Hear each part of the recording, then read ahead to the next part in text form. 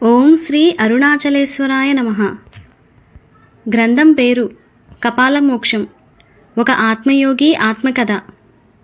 గ్రంథ రచయిత పరమహంస. అధ్యాయం 30. మాయా అంటే నా జ్ఞాన మార్గం.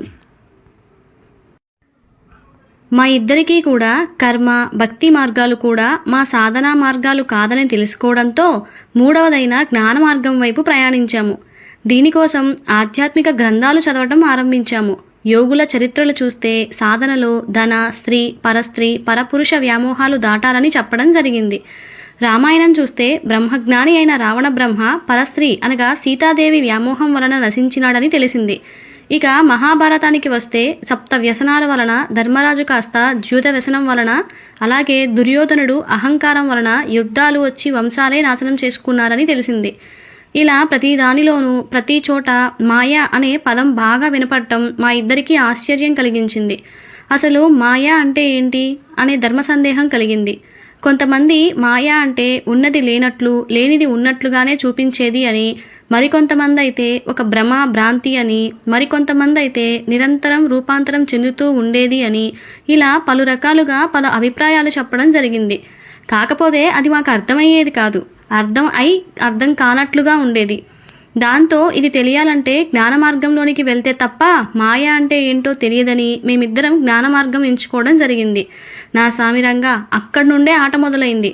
మాయా అంటే జ్ఞానం తెలుసుకోవటం అని, అది పొందితే మాయ కాస్త మాయం అవుతుందని నేను చదివిన ఆధ్యాత్మిక గ్రంథాలు చెప్పేసరికి ఓస్ ఇంతే కదా ఏముంది, మాయ తెలుసుకోవడం చాలా తేలికైన మాట అని, మాయా అని తెలుసుకుంటే మనకు మాయ ఉండదని మేము భ్రమపడి మాయలో పడిపోయాము. దానితో మా కష్టాలు ఆరంభమయ్యాయి. అదేదో సినిమాలో బ్రహ్మానందం మనకు ఎదుటివారి మనస్సులో ఏముందో తెలుసుకోవాలి అనే వరాన్ని పొందుతాడు. దాంతో చీమల దగ్గర నుంచి మనుషుల దాకా వారి మనస్సులోని భావాలు తెలియడంతో ఆనందాన్ని కోల్పోయి నానా ఇబ్బందులు ఎలా పడతాడో అలా మేమిద్దరం కూడా పడినాము. ఒకరోజు నేను గుడికి వెళ్తుంటే గుడి మెట్లు ఎక్కుతూ ఒక అందమైన అమ్మాయిని చూడటం జరిగింది. ఇది మాయా అనుకుని భ్రమాభ్రాంతి అనుకుంటూ నేను గుడి లోపలికి వెళ్ళినాను. మనస్సు దైవం మీద లేదు, కానీ ఆ అమ్మాయి మీద ఉంది. ఈ అమ్మాయి ఎవరు? ఇంతవరకు చూడలేదు. ఊరికి కొత్త, ఫిగర్ బాగుంది. వామ్మో ఇంతటి అందమా? నడుస్తూ ఉంటే ఆ కవ్వింపు చూపులు నా సామిరంగా మళ్ళీ ఎలాగైనా మరోసారి చూడాలి అంటూ ఇవే ఆలోచనలు. అప్పుడు నా పరిస్థితి ఎలా ఉందంటే మనసు దైవం మీద, చిత్తం చెప్పుల మీద అన్నట్లుగా ఉంది. ఉండలేకపోయాను. ఓ పక్క అది మాయ అని తెలుసు, మరి ఎందుకు నాకు ఆమె గురించిన ఆలోచన పోవటం లేదు? నాకు అర్థమయ్యేది కాదు. అప్పటికే ఆ అమ్మాయి వెళ్ళిపోయింది. ఆమె వెళ్ళిపోయినా నా మనస్సు నుండి ఆమెకు సంబంధించిన ఆలోచనలు పోలేదంటే నా బొంద ఇదే మాయ అనుకుంటూ తిట్టుకుంటూ ఊరుకున్నాను. ఇదిలా ఉంటే నా కర్మకాలి ఇదే సమయంలో మా స్నేహితులు ఒక్కొక్కరిగా కొత్త కొత్త విలువైన వస్తువులు కొనటం, వేసుకోవటం, పెట్టుకోవడం ఆరంభించారు. వాటిని కొనే ఆర్థిక పరిస్థితి నాకు అప్పట్లో లేదు. వాటిని చూసి ఆనందించడం తప్ప. అలాగని నా మనసుకి అవి అన్నీ మాయా, భ్రమ, భ్రాంతిలే అని చెప్పినప్పటికీ అది ఒక పట్టాన వినేది కాదు. ఎలాగైనా వాటిని పొందాలని, అనుభవించాలని పిచ్చి ఆలోచనలు విపరీతంగా వచ్చేవి. ఆ వయసు అటువంటిది. నిజానికి అనుభవించే సమయంలో అనుభవించే వాటిని అనుభవించకపోతే ఆ తర్వాత అవి వచ్చినా ఎలాంటి ఉపయోగం ఉండదని నా ప్రగాఢ విశ్వాసం. తీపి పదార్థాలు తినవలసిన సమయంలో డబ్బులు ఉండేవి కావు. డబ్బులు వచ్చేసరికి ఒంటిలో షుగర్ వస్తుంది. ఇప్పుడు డబ్బులున్నా తీపి పదార్థాలు కొనే స్తోమత ఉన్నా కూడా తినలేను కదా. వాడి పరిస్థితి ఏమనాలి? అదే నా పరిస్థితి కూడా. విలువైన వస్తువులు ఎంత కాదన్నా మాయలే అనుకున్నా నా మనస్సుకు అర్థమయ్యేది కాదు. దానిని నా దారికి తెచ్చుకోవాలంటే కొన్ని నెలల పైనే పట్టేది. ఆ వస్తువుల గురించి మర్చిపోవడానికి నాకు కొన్ని నెలల పైగా సమయం పట్టేది. రూపం లేని మనస్సు రూపం ఉన్న వస్తువులు కావాలని అనుకోవడమే నిజమైన మాయ కాబోలు అని నాకు అప్పుడప్పుడు అనిపించేది. నా పరిస్థితి ఇలా ఉంటే నా యోగమిత్రుడైన మన జిజ్ఞాసి పరిస్థితి వేరేగా ఉంది. ఇతను కూడా జ్ఞాన మార్గంలోనే ఉన్నాడని తెలుసు కదా. వాడు తనకున్న మాయను తెలుసుకోవడానికి, తొలగించుకోవడానికి వాడు కాస్త నేను జీవుణ్ణి కాదు దేవుణ్ణి అనుకుంటూ ఉండేవాడు. అనగా శివోహం అంటే అహం బ్రహ్మాస్మి అన్నమాట.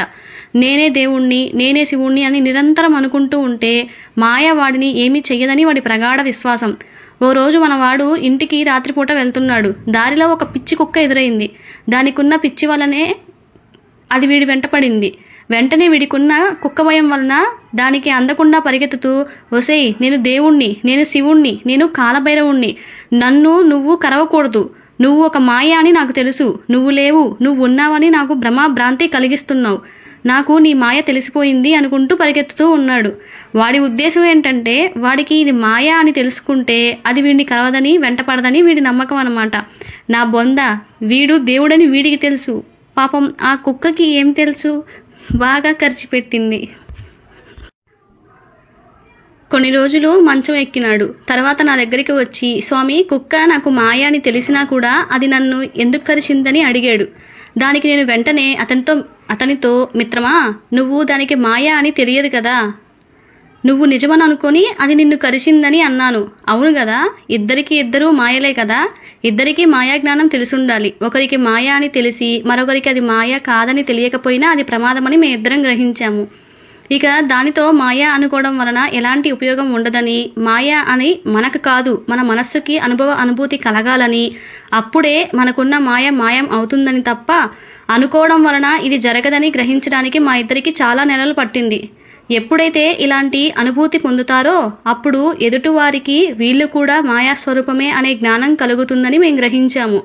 జ్ఞాన మార్గం అంటే అన్నప్రాసం రోజున ఆవకాయ తింటే ఎలా ఉంటుందో అలా ఉంటుందని, నేనే దేవుణ్ణి అనుకున్నంత మాత్రాన ఏమీ జరగదని, అందరికీ మేము చెప్పకుండానే దైవస్వరూపం అని వారికి వారే మా గురించి అనుభూతి పొందితే గాని మాయ తొలగదని గ్రహించి, ఇలాంటి అనుభూతి కావాలి అంటే ధ్యాన మార్గంలోకి వెళ్ళాలని నిర్ణయించుకున్నాము.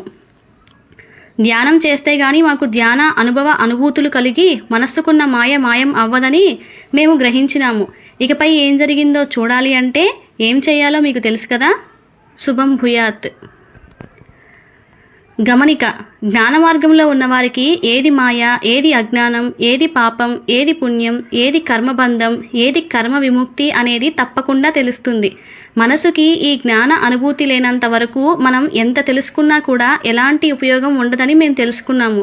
కొన్ని సంవత్సరాల తరువాత నిజానికి మాయ అంటే మనస్సు నిశ్చల స్థితిలో ఉండలేకపోవడమేనని గ్రహించాము. దీనికి కారణం ఆలోచన, సంకల్పం, స్పందన అనే 3 భావాల వల్ల మనస్సు నిశ్చలంగా ఉండదని గ్రహించాము. ఎప్పుడైతే వాడి మనసు నిశ్చల స్థితి పొందుతుందో అదే వాడికి మోక్షప్రాప్తి అని గ్రహించాము.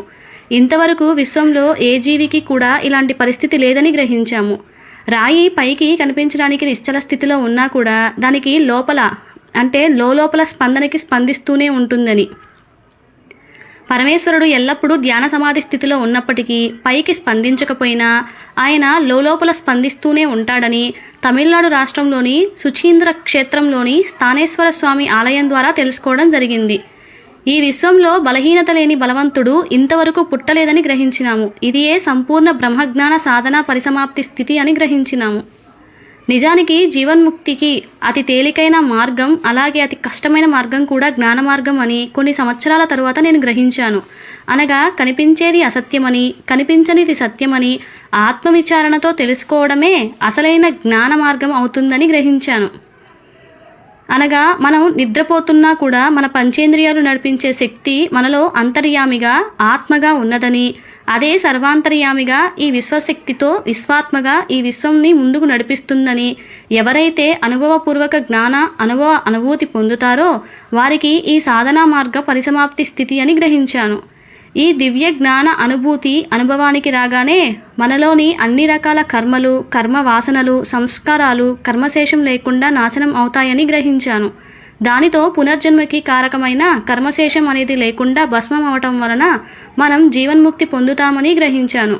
అంటే నేనెవరు, ఎక్కడి నుంచి వచ్చాను, నేను మరణించాక ఏమవుతానో, అసలు దేనికోసం ఈ ప్రపంచం ఉంది, ఏది నాది, ఏది నీది, నేను ఎందుకు పుట్టాను, నేనేం చేయాలి, నేనెందుకు మరణిస్తున్నాను అనే జ్ఞాన ప్రశ్నలకి వివేక జ్ఞానబుద్ధితో సంతృప్తి సమాధానాలు వెతకటమే జ్ఞాన మార్గం అవుతుందని రమణ మహర్షి యోగి జీవిత అనుభవం ద్వారా నేను తెలుసుకోవడం జరిగింది.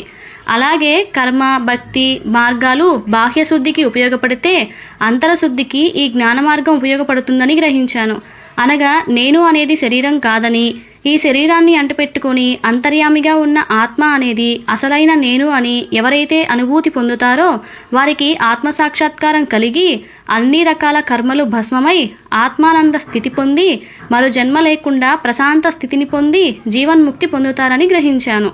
అంటే జ్ఞాన మార్గం వలన మనలోని పాపకర్మలు క్షయం పొంది మాయపొరలు తొలుగుతూ వివేక జ్ఞానబుద్ధి పెరుగుతున్న కొద్దీ మనలో జ్ఞానోదయం కలుగుతుందని గ్రహించాను.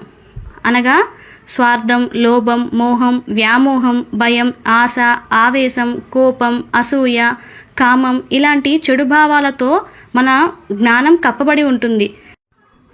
ఎప్పుడైతే మనలో నేనెవరిని అనే ప్రశ్నకు సమాధానం వెతకడం ఆరంభిస్తామో ఆ క్షణం నుంచి ఈ మాయాపురలు తొలగి కర్మ నాశనం అవటం మొదలవుతుంది. తద్వారా మనసు శుద్ధి అవ్వటం ప్రారంభమై అది కాస్త స్థిరమై ఏకాగ్రతను పొంది లోపల జ్ఞానం స్ఫురణ ద్వారా బయటకు వస్తుంది. అనగా ఎన్నో కోటానుకోట్ల జన్మల నుంచి అంతర్గతంగా ఉన్న జ్ఞానం అనగా అపస్మారక స్థితి వలన మర్చిపోయిన జ్ఞానం స్ఫురణ వలన జ్ఞాపకం రావడం జరుగుతుంది. తద్వారా జీవుడు కాస్త శివుడవుతాడు, జీవాత్మ కాస్త పరమాత్మ అవుతుంది. కాకపోతే చాలామంది నేను ఎవరిని అనుకోవడం చేస్తున్నారు కానీ ఎవరూ కూడా ఆత్మవిచారణతో తెలుసుకోవడం చేయడం లేదని గ్రహించాను. చివరికి మేమిద్దరం ఆఖరికి ఇదే మార్గం ద్వారా యోగసిద్ధి పొందడం జరిగింది. అది ఎలాగో రాబో అనుభవ అధ్యాయముల ద్వారా మీరు తెలుసుకుంటారు.